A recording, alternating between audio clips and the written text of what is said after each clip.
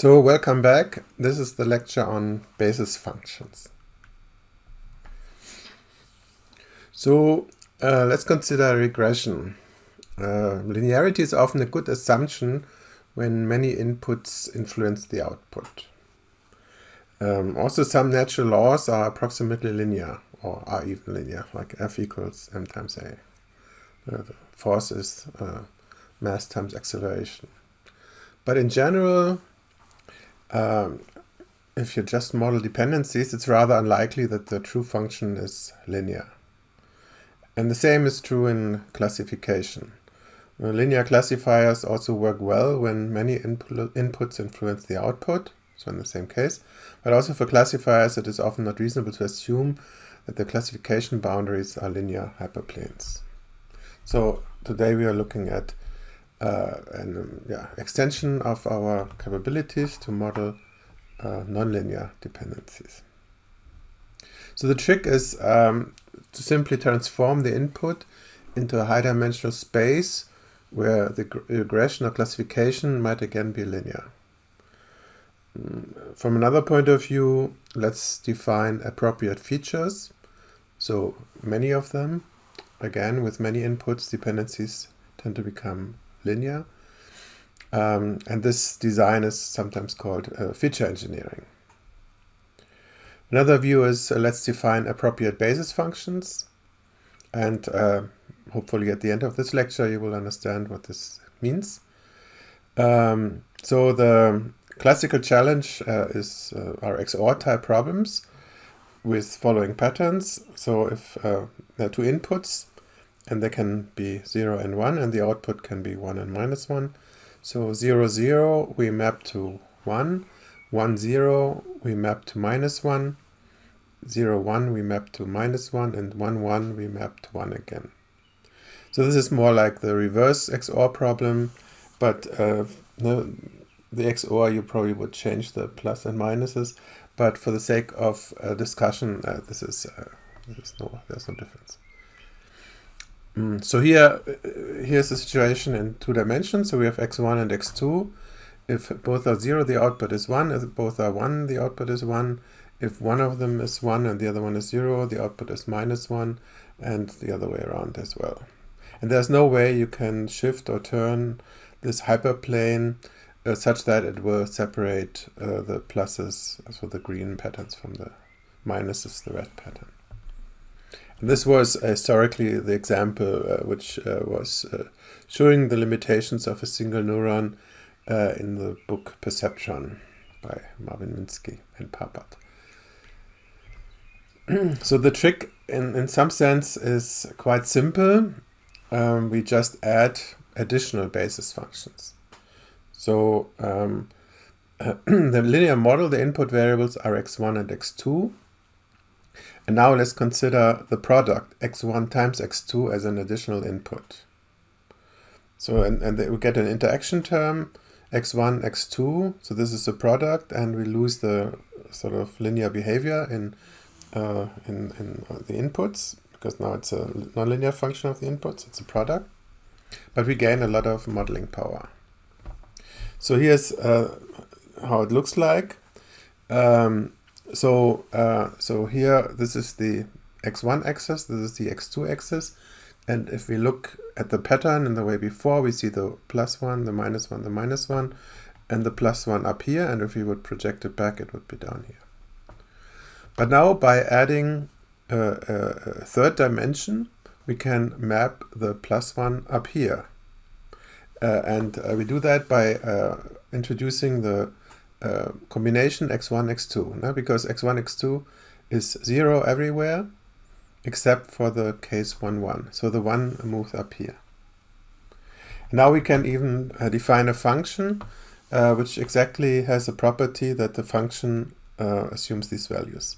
And the function is, for example, this one, 1 minus 2x1 minus 2x2 plus 4x1, x2.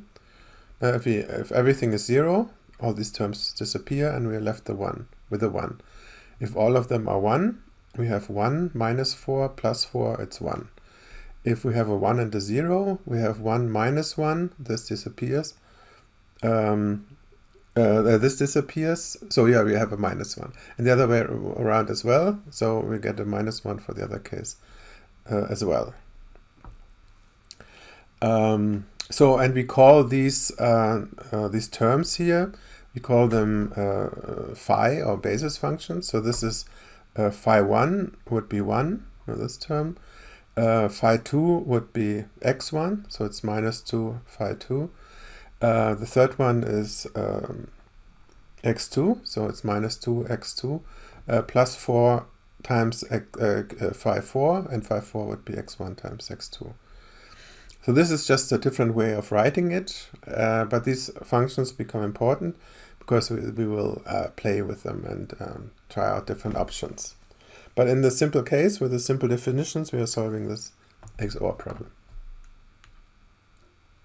And this is how it looks like in these 3 dimensions. So how the separating hyperplane looks like, and the 1 is on the right side, the 1 is on the right side, the -1 is on the bottom side, and the -1 is also on the bottom side. So in this 3 dimension, we have a linear separating hyperplane, but not in the 2 dimension. If we project back to in the 2 dimension and look like how the separating hyperplanes look there, it will be this cross, and we have the plus and plus here, and the minus here.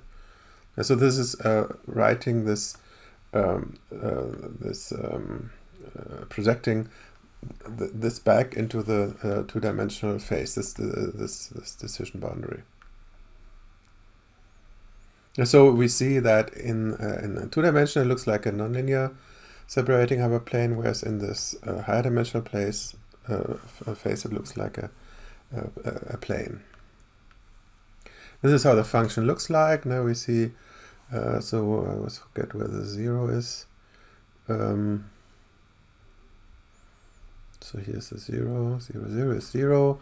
Then it goes up to the 1, I guess here, so I have a higher range. And it goes down in this direction. So this is how this function would look like. Shape of the function. So this was the example of classification, but the same is happening in a regression. And so here we see typical dependencies. Maybe around 0 we have a linear behavior, but then towards larger values it sort of levels off, and we see the same thing towards negative values. So it has this sort of sigmoidal shape. There are a lot of dependencies are sort of linear for small inputs, but then they sort of saturate at 1 and -1 or some other values. And now we are defining these basis functions. So phi1 is 1, phi2 is x, and phi3 is x cubed, and phi4 is x to the power of 3. And this is the weight vector we are using, 0, 1, 0, minus 0.3. So we are adding these two functions. There are only 2 left, and they model perfectly this blue function. And so we also see by introducing additional basis functions, we gain a lot of modeling power. And here's the function, x minus 0.3x to the power of 3. So the idea is, in a way, it's quite simple. In addition to the original inputs, we add inputs that are calculated as the deterministic functions of the existing inputs and treat them as additional inputs. And a typical example are so-called polynomial basis functions. So we start with 1, x1, x2, x3, and then we form products, x1, x2, x1, x3, x2, x3, and then maybe even x1 square, x2 square, x3 square, and so on. And the notation is they are basis functions because each of them, here for example this one, depends on 2 inputs, so they are depending on the input, and there might be m phi of them from m equals 1 to phi. So in the XOR example, the first one was a constant, the second one was a linear in x1, the third one is x1, x2, x3. So it's just one example. So, yeah, independent of the choice of basis functions, the regression parameters, so the W, are calculated using the well-known equations for linear regression. And we see that in a second. So this is how it looks like as a network. So we have the original inputs, x1 to xm. Then for each phi, for each basis function, we introduce one of these blue nodes. And each blue node can depend on all the inputs in general, but they are calculating different functions, linear, maybe product, and so on. And we have m phi of them. And then we treat them again as a linear system. So based on these inputs, we are calculating these weights. And this gives us the f of x. And then if you use the f of x as an output, it's regression. If you put some threshold function on the output, we have a classification system. And this would be a network of so-called basis functions.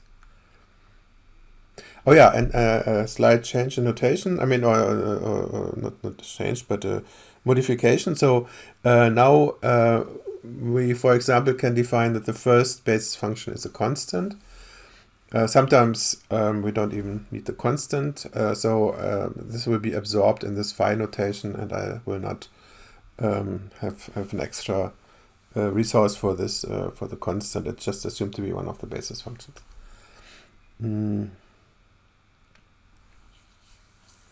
Now also a linear model. So if we go back to our original problem, can be written as a sum of basis functions, and we have the constant, we have x1, xm, so the basis functions are simply formed by the x's themselves. And this is how it would look like as a network. So we have x1 to xm. Each one is just the same, so this is just the identity. And then we form the weighted sum. So also our original system with linear inputs could be written as this basis function system model. And now we have to understand that mathematically, when we calculate the w's, essentially nothing has changed. No? So let's recall what happened in linear regression. We had the offset and then the sum of the weighted terms, so we wrote this as an inner product. We had the regularized cost function, or the penalized cost function, so we have the squared error between prediction and actual value. And then we had plus lambda times the, so this is the regularizer, sum over the weight squared. And the least square solution assumed this form, x transpose x plus lambda identity inverse of this, x transpose y, and x is the design matrix where we have the data points as rows here. So this is what we did last lecture. And the thing is, with basis functions, it's essentially the same thing. The output is a weighted sum of basis functions. And we can write the penalized cost function in this way. The only thing is that instead of x, we write phi m. And we penalize the square of the weights again. And the penalized least square solution assumes the same form, only that we replace the x's by the phi's. So the activation of the basis functions at the data points. Otherwise, this is exactly the same equation as here. And what are these phi's? I mean, again, each row is a data point, but instead of writing 1, x1, x2, and so on, we write phi 1 of x1, and so phi m phi of x1, and phi 1 from xn, so this is the last data point to phi m phi of xn. And regression, again, the weighted sum is simply the output, and in classification we would apply a sign on the output. And we can learn, here we might want to apply the perceptual learning rule or another learning rule for linear classifiers. And so the important thing is to realize that we just transform this into another space, but in this space we apply linear regression or linear classification as before. So this is maybe a little advanced for people maybe who studied function approximation. So so I think the central thing is central is the thing, the entity or the data point I, so the row. And xi, what we used before, contains the features that describe I. And then maybe we have a linear function, so fi equals a weighted sum of this xij, so it's the ith data point and the jth dimension. Similar, vi are just other features that describe I. And some functions can be then written as a weighted sum of these phi I. So this would be the mth basis function applied to the ith input. And typically this would be a larger function class. So we add interaction terms, for example. And in general, we write this phi im as a function of the vector of inputs. So, and this is important. So this is the mth basis function. And this can be written as a nonlinear function, as we did before, x1, x2. And this is possible because from xi we can reconstruct I. We can always go back from xi to I, because this is just, these are different linear functions which increase in all dimensions. And so that's why we can always write this phi im as a function phi im of xi. The key is not that there are two different bases, x and phi, but the key is that we can define a nonlinear mapping from x to phi. For example, x1 times x2. But both are typically incomplete. So in the sense that they cannot model all possible functions. Not every function can be approximated by either set. But the phi's are typically richer than the x's. So here's an example for people who have studied maybe signal processing. So in the simplest case, we have only one real input, so the x. And maybe x goes from 0 to 1. Then we can look at all Fourier basis functions in the set. So these are sinusoids and cosines with different frequencies. And if we go all the way up to the highest frequency, we would have a complete basis, and we could model any function based on this in this interval. And if we, for example, take away the ones with the high frequencies, we would have a incomplete basis. So in machine learning, we typically work with incomplete basis because we simply have too many input dimensions. So this is hopefully you understand that this is, in a way, it's quite simple. And the question is now, so we have an incomplete set of basis functions, but which basis functions should we take? And we must be a little bit lucky. We might have an intuition about what the function looks like, because one of the functions we are considering in our models should be close to the true function. And if the true function would be completely erratic, we probably don't have a chance. So we have to assume a little bit that nature realizes some form of simple functions. And if you if the function would be completely noisy looking, then we would need a huge number of basis functions to fit it. So we shouldn't have too few basis functions because then we cannot fit the function. But if we use too many, then we have too many parameters we have to model, which is also not good. So we should sort of have to be in the right ballpark of basis functions. And there are a couple popular choices. Maybe the most important ones are the so-called, we already learned about the polynomial basis functions, so products of the original inputs. And maybe the second important class is the radial basis functions. So they have this sort of Gaussian shape. So if you look at this formula, so So this, I mean, if you would have the right normalization in front, it would be a Gaussian distribution, which is characterized by a center. So if x equals Cj, then this has a maximum. And then with the distance away from Cj, the amplitude goes down, but it never goes negative. So this is how it looks like. You probably have seen it before. So there's some center, so this parameter here. And the further we go away from the center, the smaller the function gets. And there's some typical width parameter, let's call it S, or sometimes called standard deviation of this distribution, which tells us how wide this Gaussian is. Now we can make it very pointy-wise, and we can make it very, very wide.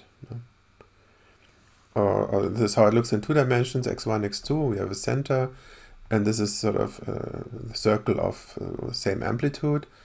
Or if you want to have a nicer plot, so this would be the Gaussian in 2 dimensions. And this generalizes to high dimensions. That's sort of convenient. And here, for example, we are seeing that we have 3 basis functions, these blue ones. And what we are trying to model is this pink one. And we get a perfect model if we adapt the heights of these Gaussian basis functions. So these weights are sort of the parameters which determine how high these basis functions go. And they can be negative, positive, different numbers. And this is quite a complicated function. So even with only 3 basis functions, we can model quite complicated functions already. So it shows you the power. Yeah, this is an important plot. And let me try to explain it. So here we only have 2 basis functions. So we have one input, x, yeah, and we define 2 basis functions, these bluish Gaussian shapes. Yeah. And these are the classes. So we have green class, and red class. Obviously, with a linear classifier in 1 dimension, we couldn't separate it. But with these 2 basis functions, we can do it. No? And we look at the situation now in phi space. Yeah. So let's see. So phi 1 is this one. So it starts with 1/2. Then it goes up. And then it goes down to 0. No? And this is the second, phi 2, which starts very small value, then goes up. Oh, this one, sorry, goes up and then goes down. And if we look at the combined dependency, we see that if we move from x from 0 to 100, in this space, we will move along this line. So in some sense, the dimensionality hasn't really increased. No? We have 1 dimension here, and we can determine the point on this manifold by 1 parameter. No? But now it lives in a 2-dimensional space before it lives in a 1-dimensional space. And here we see where the decision boundary is. No? So on the left side, we said it was green. Then here's the red region, here in the center. And then it becomes green again. And this is important to realize that when we map data from low dimensions to high dimensions, the underlying dimensionality in some sense doesn't really change. And the data might be on a manifold. So this manifold means it's a subspace. It can be linear or nonlinear. In this case, it's a nonlinear manifold. And this is important for you to get an intuition what is really going on. And it has a lot of consequences when we talk about adversarial examples, for example. And we will discuss this in more detail later. Yeah, also, so often we assume maybe in X space, we look at them and they look like all values appear, or maybe there's some Gaussian distribution here, maybe there's more data in the center or on the other side. But after this transformation, the data will be on this strange beast here. So if we look at phi 1, phi 2, the distribution, it will be definitely not uniform or Gaussian. It will be on this oddly shaped curve. So we are losing sort of this Gaussian behavior, even if it's true in the input space. So maybe so far everything looked more or less simple. No? We just define basis functions and we are done. And if this would be true, then we wouldn't do machine learning probably. And people from theory or from approximation theory typically shied away from these problems we are talking about now because they saw all these problems. Because when we have several inputs, then in many cases the number of sensible basis functions increases exponentially with the number of inputs. So let's say in one dimension, now we want A, so A is just a number, RBFs, so A, maybe 10 is a good number. And if we want to maintain the same complexity in higher dimensions, then we need A to the power of M RBFs in M dimensions. So for example, 10 to the M. In mathematical terms, the basis functions are the tensor products of the original basis functions. So here is something bad, an exponential factor. No? And this is what makes all the problems. And sometimes it's called the curse of dimensionality. And we get a similar, not just for RBFs, increase in polynomials. If we take all these different terms into account, and this also increases exponentially with M. So we need to really reduce the number of basis functions further. And the challenge is how can we get a small number of relevant basis functions that hopefully contains the true function, or at least something which is close to the true function, the true dependency. And this will be essentially covered in the next lectures. Also neural networks, deep learning, kernel systems, they have different answers to this challenge. No? So here's the illustration. So maybe in one dimension we are happy with 10 RBFs. They can model quite a nice class of functions, very complex functions. But if we say we want to maintain this sort of maybe smoothness or something in high dimension, no? So in 2 dimensions we already need 100 of these, and then 1,000, 10,000, and we are quickly with in million or something, millions and billions. So this cannot be the solution in high dimensions. But let's follow this approach for a while. I mean, one solution is sort of you do a smart selection of basis functions. No? And typically you're choosing a greedy approach. This is forward selection. So we start with a linear model and then add basis functions, for example, products of inputs. And at each step, we add the basis function whose addition increases the training cost the most. If we it makes the training error smaller. So we take the basis function, which reduces initially we only have a linear system, so you might have a lot of error. And then we select the basis function out of a candidate set, which seems to decrease the error the most. And this was, for example, done by in the book Polynomklassifikatoren from Jürgen Schürmann, who worked at AEG at that time, and then later at Siemens. And he really, at least in Germany, maybe even internationally, sort of was the first group or team who did automatic reading of postal codes, so zip code reading, and they did exactly that. So they used pixel-based image features of handwritten digits. We have seen them before, maybe 20 by 20 or so. Then they do a dimensionality reduction via a principal component analysis. And then they build classifiers, so linear classifiers, one for every number, for every digit, and added polynomials that significantly increased the performance.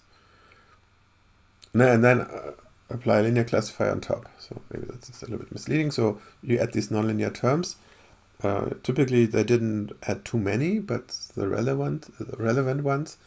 So that if they noticed after quadratic cost, I mean direct products, the product of 3 numbers didn't really improve anymore, then they stopped. So, and they didn't have too many at the end. No?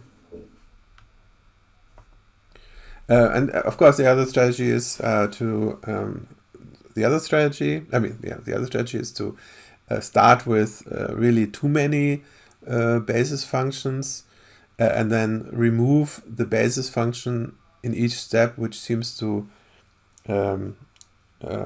make the error the least worse. No? So the one which seems to be redundant is removed. This is both strategies are not don't guarantee that you find the best set of basis functions, but that would be NP hard, so that would be a really difficult problem. But this is something which works quite well in practice.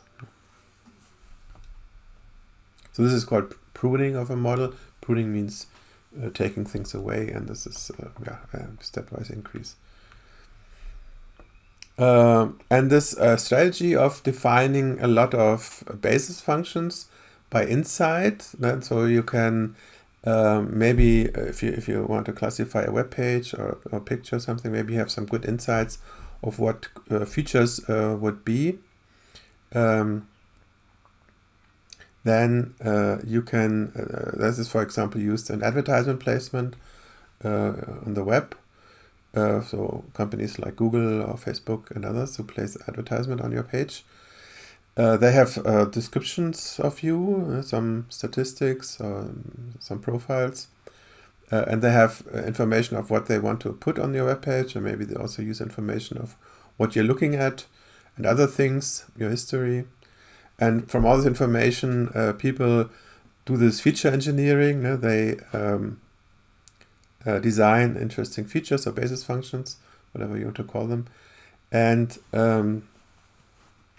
then they do testing immediately, and within short time, maybe they change the feature set.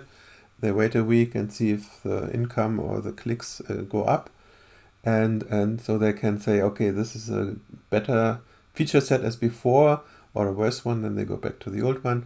So this type of feature engineering is going on a lot, and since we apply to linear system, it's quite fast, and in these applications you need to be really fast. So this is really also from a practical thing.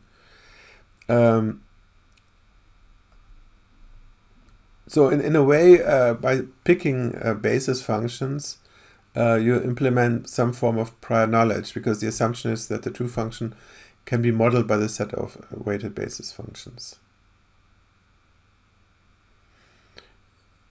And in the lecture on kernel systems, we see that the set of basis functions can be translated into a certain correlation between functional values. And yeah, one thing I wanted to emphasize, I thought I didn't. Yeah, so when you look at this matrix, this is also a very interesting matrix, because if you go down, we see the basis function. The basis function, so this is the first one, this is the M5 one, the last one, evaluated at the training data point. But you can think of them as being that you can evaluate them at any input. So this is really the function. So the polynomial or the Gaussian function. If you look at a row, then these are features which describe your data point, the ith data point. So and you get different intuitions when you look at it from a different perspective. And so here would be the first data point, or the first person, or the first thing, or the first time step.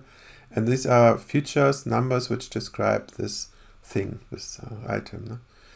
And this is often maybe a little bit more intuitive way of looking at it, but equivalently we can look at these basis functions.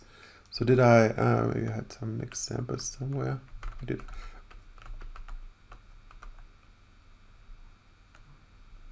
Yeah, for example, if these are basis functions, so This is the linear one. This is the x3. So if you look at it as a function of input, these are functions.